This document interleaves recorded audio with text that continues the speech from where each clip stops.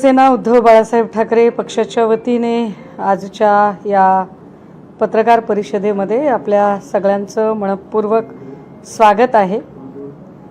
मी काल म्हटलं होतं की एकूण पेपर फुटीच्या ज्या सगळ्या घटना होत आहेत त्यामध्ये काही नवीन तथ्य आपल्या समोर मांडली पाहिजेत आणि त्या अनुषंगाने बोललं पाहिजे। साधारणतः 4 दिवसांपूर्वी टीईटी पेपर घोटाळ्याच्या संदर्भाने काही मांडणी मी केली होती आणि त्यात सांगितलं होतं की टीईटीचा जो काही घोटाळा आहे तो घोटाळा हा भाजपच्या काळातला घोटाळा आहे। विशेषतः शिक्षण मंत्री विनोद तावडेजी यांच्या काळामध्ये त्यांनी जे कॉन्ट्रॅक्ट दिलेलं होतं, त्यांच्या खात्याने जे कॉन्ट्रॅक्ट दिलेलं होतं आणि तावडेंनी दिलेल्या कॉन्ट्रॅक्टमुळे ज्या काही घटना घडल्या त्यामध्ये तांत्रिक सल्लागार अभिषेक सावरीकरला अटक झाली होती। हा तोच अभिषेक सावरीकर होता नंतर ज्याला भाजपने आपल्या पक्षामध्ये प्रवेश दिलेला होता। हे फार उल्लेखनीय आहे। विशेष असं आहे या सगळ्यांमध्ये की सावरीकरला पुन्हा भाजपने घेणं आणि तोच सावरीकर पुन्हा मृदा जलसंधारणच्या परीक्षेमध्ये अडकणं,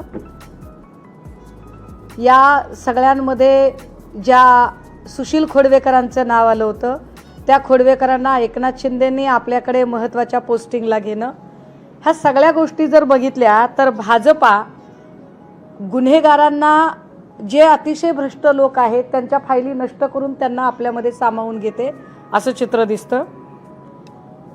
जी परीक्षा मार्च 22ला झाली होती अभियंता परीक्षा, त्या परीक्षेतल्या साधारणतः पेज क्रमांक 26 ते 53 या पानांवरचे जवळपास 78 प्रश्न जे जशास तसे आले, ज्याच्यात ऋतुजा नावाच्या मुलीने आपला मित्र गौरव पाटील याला काही चॅटिंग केली आणि गौरव पाटीलला केलेल्या चॅटिंगमध्ये गौरव पाटीलने ती सगळी चॅटिंग शेअर करत ती MPSCला लिहिली।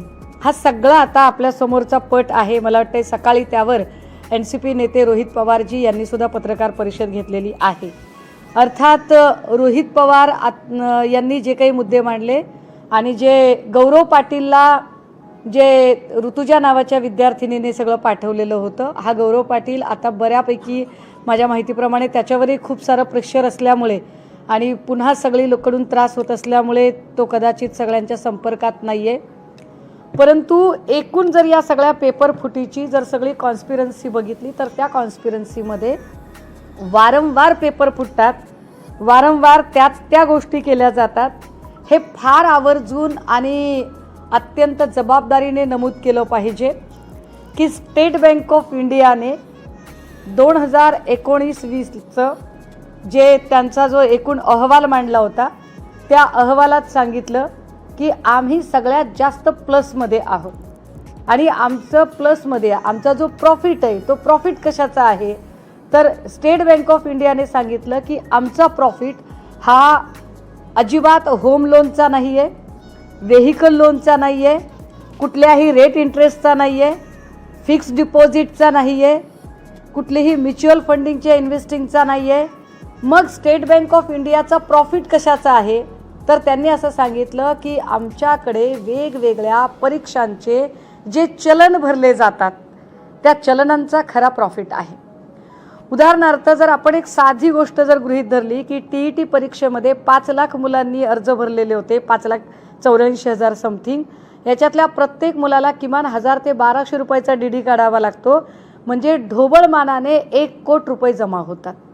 जेव्हा हे सगळे पेपर फुटतात त्यावेळेला म्हणजे या मुलांच्या एकूण भवितव्य तर टांगणीला लागतं, पण या मुलांनी जे सरकारी चलन भरलेलं आहे या चलनाचे पैसे नेमके जातात कुणाकडे आणि त्या पैशांचं होतं काय, कारण हे पैसे जे 1000 रुपये किंवा 1200 रुपयाचा जो DD या विद्यार्थ्यांनी भरलेला आहे तो DD मात्र या विद्यार्थ्यांना परत मिळत नाही। एकीकडे अभियंत्यांच्या परीक्षेचा हा सगळा घोळ चालू असताना विशेष मी कालही काही चॅनलवर म्हटलं होतं की MPSCचे सचिव असं सांगतायत की असा कुठलाही घोटाळा झाला नाही किंवा घोटाळा झाला असेल तर आम्ही चौकशी करू, मला वाटतं MPSCच्या सचिवांनी पहिल्यांदा घोटाळा झालाय का नाही याबद्दल आधी स्वतःची खात्री करून घ्यावी. कारण एकदा घोटाळा झाला नाही, दुसऱ्यांदा घोटाळा झाला तरी आम्ही चौकशी करू असं जे MPSCचे सचिव म्हणत आहेत त्यांना मी कालही म्हटलं होतं, परत एकदा सांगते की त्यांनी एकदा आमच्या समोर येऊन जरा समोरासमोर चर्चा करावी, म्हणजे या सगळ्यांमध्ये नेमका काय घोळ झालाय आणि काय नुकसान झालंय ते आम्ही तुम्हाला सांगू शकू. परंतु यासोबतच अजून एक घटना घडली बघा. प्रितीश देशमुख नावाच्या माणसाला TETचं कंत्राट दिलं होतं परीक्षा घेण्याचं. याच प्रितीश देशमुखला त्याच्यानंतरच्याही काही परीक्षांचं कंत्राट दिलं होतं. त्याची GA सॉफ्टवेअर कंपनी जी बेंगळुरूमध्ये आणि तिथे ती बॅन झालेली. आत्ताच्या ज्या सगळ्या परीक्षा आहेत या परीक्षांमध्ये अजून एक नाव येतंय ते म्हणजे SMB कंपनी. ही SMB कंपनी कोणाची आहे तर ही SMB कंपनी ही बांदिवडेकर नावाचे गृहस्थ आहेत, प्रसाद सतीश बांदिवडेकर, ज्यांची ही SMB कंपनी आहे. प्रसाद सतीश बांदिवडेकर यांच्यावर ऑलरेडी एक गुन्हा दाखल झालेला आहे. माझ्या माहितीप्रमाणे हा गुन्हा त्यांच्यावर विदर्भात गुन्हा दाखल झालेला आहे, ज्या गुन्ह्याच्या संदर्भाने म्हणजे त्यांनी अजून त्याच्यातला नीटचा निकालही लागलेला नाही. भंडारा जिल्हा परिषद नोकर भरतीमध्ये जो गुन्हा दाखल झाला बघा, सेम पद्धतीचा गुन्हा आहे. स्थापत्य अभियंता आणि अंगणवाडी पर्यवेक्षिका परीक्षकेच्या OMR शीटमध्ये, म्हणजे जी ओरिजिनल मार्कशीट असते जिथे बबलिंग करायचं आहे, ओरिजिनल मार्कशीटमध्ये हेराफेरी झाल्याचे लक्षात आले. त्यावरून 8 जणांविरुद्ध गुन्हा दाखल करण्यात आलेला आहे. आणि या 8 जणांमध्ये कोण आहे तर एक आहे तो प्रसाद सतीश बांदिवडेकर, ज्याची SMB कंपनी आहे. तुम्ही म्हणाल की जर आत्ता हे सगळं जे काही चित्र चालू आहे ते एकूण ज्या माणसांच्या संदर्भाने चालू आहे त्यामध्ये जर आपण बोलतोय ते ड्रग्ज इन्स्पेक्टर म्हणजेच औषध निरीक्षकांच्या परीक्षेबद्दल, तर मग मी मध्येच अभियंत्याच्या परीक्षांबद्दल का बोलते. तर हे पहिल्यांदा स्पष्ट केलं पाहिजे की SMB कंपनीला याचं कॉन्ट्रॅक्ट, SMB कंपनीवरती आधीच गुन्हा दाखल झालेला आहे.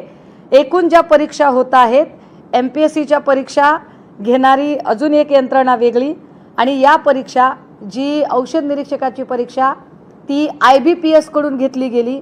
IBPSचं ऑफिस मुंबईमध्येच आहे, मला वाटतं ते कांदिवली वगैरे साईडला ऑफिस येत असेल.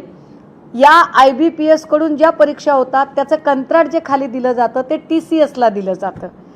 TCS निश्चितपणे या घोळात असणार नाही असं मला वाटतंय.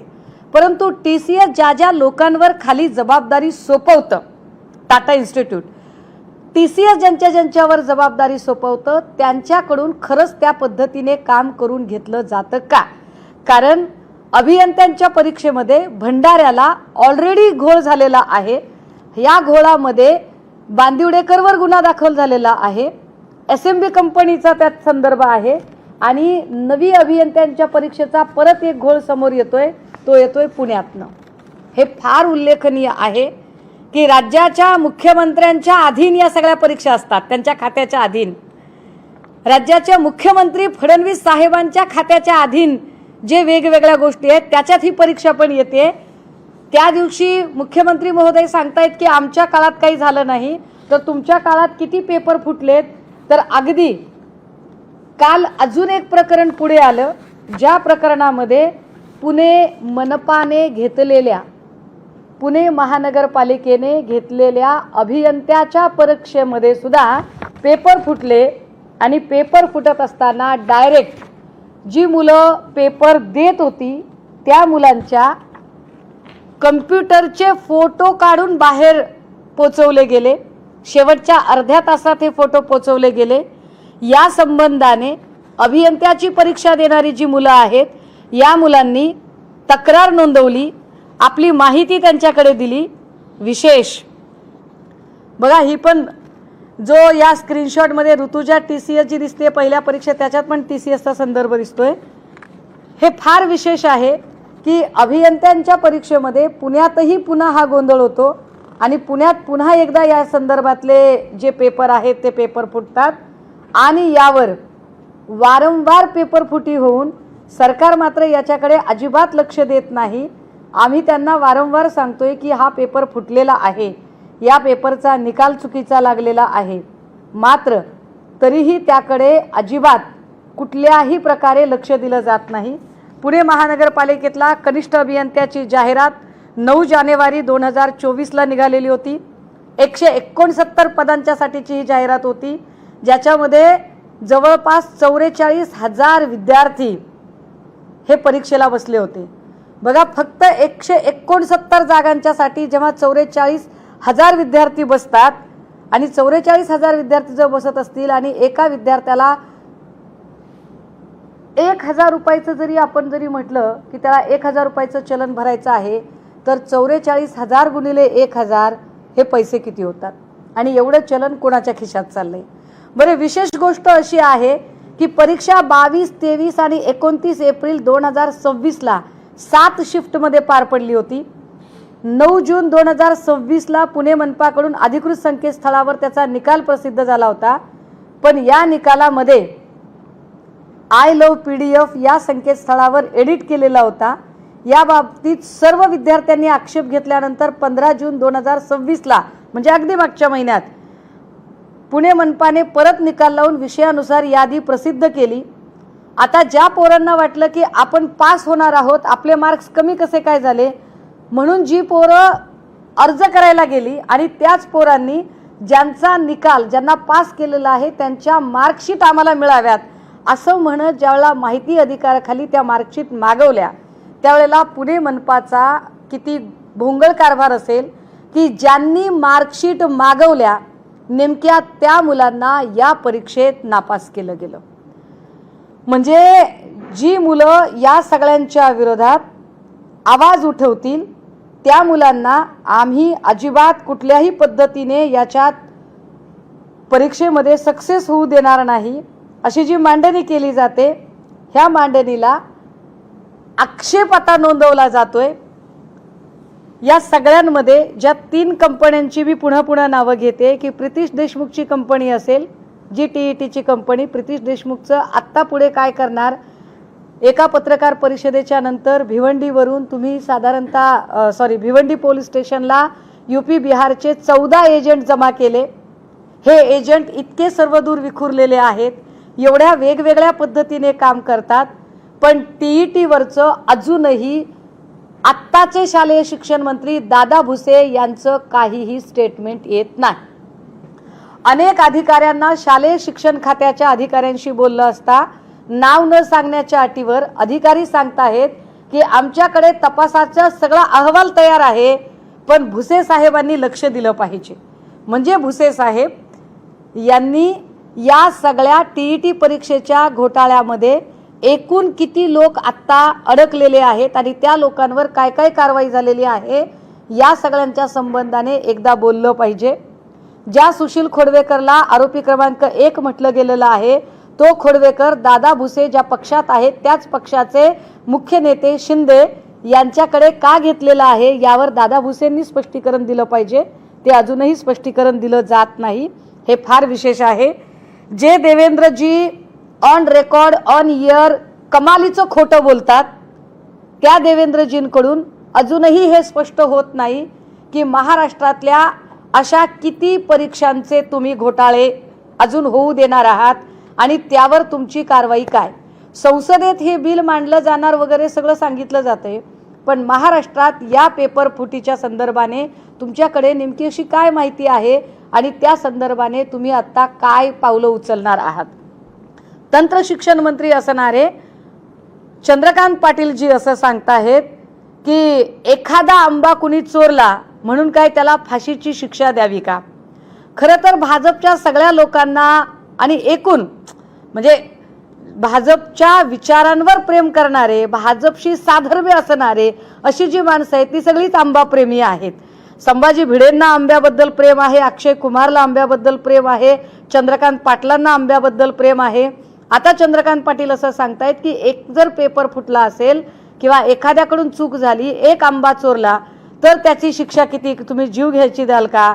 मुळात पेपर फोडणे आणि आंबा चोरणे याच्यातला मूलभूत फरक हा चंद्रकांत पाटील साहेबांना जरा कळायला हवा। आंबा चोरण्याने कोणाचं आयुष्य वाया जाणार नाही, पण पेपर फुटल्याने पोरांची आयुष्य बर्बाद होतात।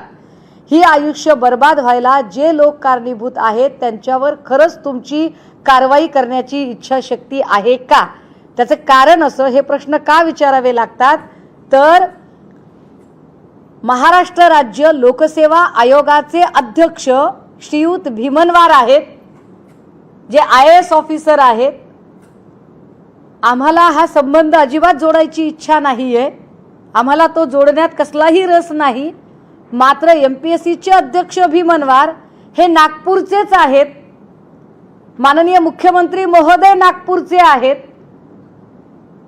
MPSC ज्या टूल्स वापरते त्याच्यामध्ये ज्या काही कंपन्यांना कंत्राट दिली जात आहे ती घुमून फिरून पुन्हा या लोकांशी संबंधित आहेत का अशी चर्चा होतीये।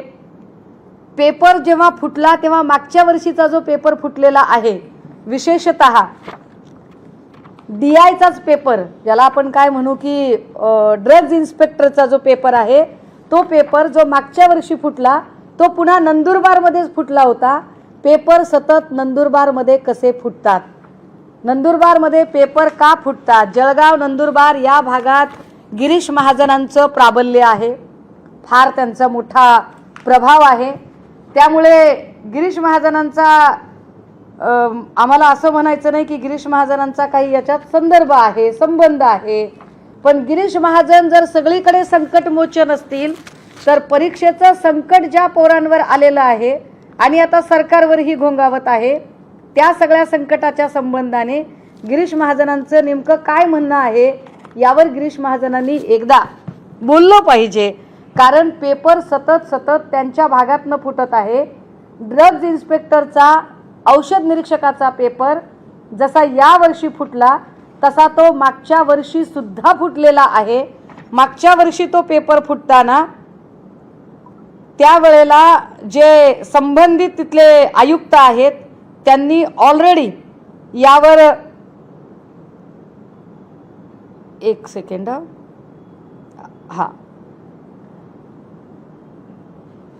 या पेपर फुटीमध्ये महाराष्ट्र विद्यापीठ मंडळाच्या व इतर विधिनिष्ठ परीक्षांमध्ये होणाऱ्या गैरप्रकारास प्रतिबंध करण्याबाबतचे अधिनियम।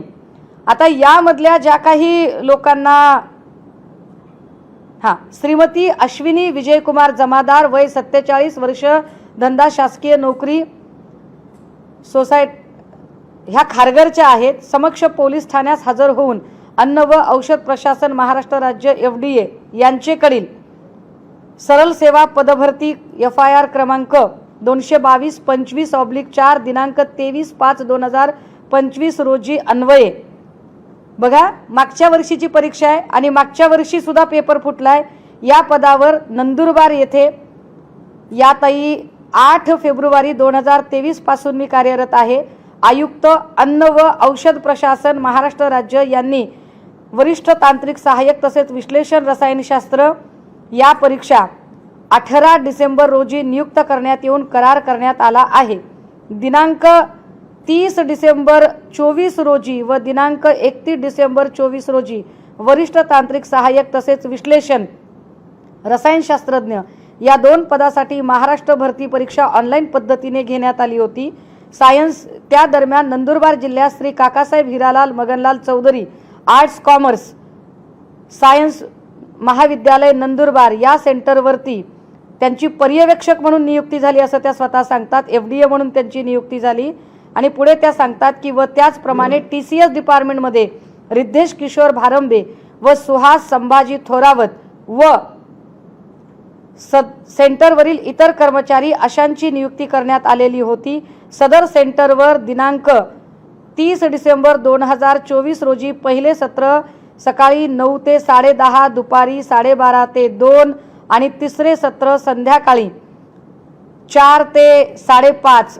31 डिसेंबरला पुन्हा 9 ते 10:30 तिसरे सत्र संध्याकाळी 4 ते 5:30 आणि परत 31 तारखेला हे सगळी परीक्षा घेतली गेली। पण या परीक्षेतही घोळ होता। आता घोळ काय होता तो सांगितलंय। यावेळेला मला सांगितले की टेक्निकल प्रॉब्लेम आहे, मी संगणकीय परीक्षेबाबत नॉन टेक्निकल असल्याने त्याबाबत मला काही एक समजले नव्हते. सदर परीक्षा झाल्यानंतर TCSने अन्न व औषध प्रशासन विभागाला Shri Kakasaheb Hiralal Maganlal Chaudhari arts commerce science महाविद्यालय नंदुरबार या सेंटरवरील परीक्षार्थींची निवड यादी पाठवली. त्यात विश्लेषण रसायनशास्त्रज्ञ तसेच वरिष्ठ तांत्रिक सहाय्यक या पदासाठी परीक्षार्थी रोहित संजय सुर्वे याचा ID वगैरे इथे टाकलाय. सोनवणे साक्षी कृष्णा ID आहे त्याचा परत, आणि जयेश प्रवीण पाटील, प्रीतम युवराज बोरसे आणि दिव्येश बाजीराव पाटील असे प्रशिक्षणार्थी कमी वेळेमध्ये जास्तीत जास्त उत्तरे देऊन गुणवत्ता यादीमध्ये प्रथम आले आहेत व त्यांची पेपर सोडवण्याची पद्धती शंकास्पद वाटल्याचे कळवले आहे.